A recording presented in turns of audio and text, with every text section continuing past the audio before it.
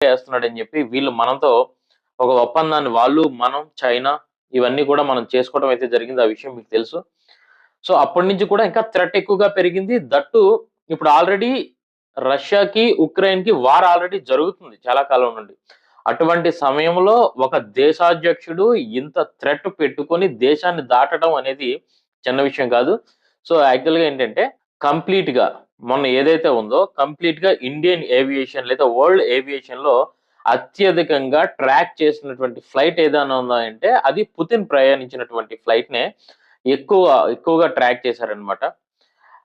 ఇంత థ్రెట్‌లో ఉన్న సమయంలో ఉక్రెయిన్‌తో ఇంత బీభత్సంగా యుద్ధం జరుగుతున్న సమయంలో ఒక దేశాధ్యక్షుడు ఒక కంట్రీని దాటడమే పెద్ద విషయం. సో, ఆయన ఈ రోజైతే మనకి ఇండియాలోకైతే దిగటం జరిగిందనమాట. సో, ఇప్పుడంతా కూడా కంప్లీట్‌గా ఈ ఇండియాలో దిగిన దగ్గర నుంచి కూడా రష్యా అధ్యక్షుడు తినే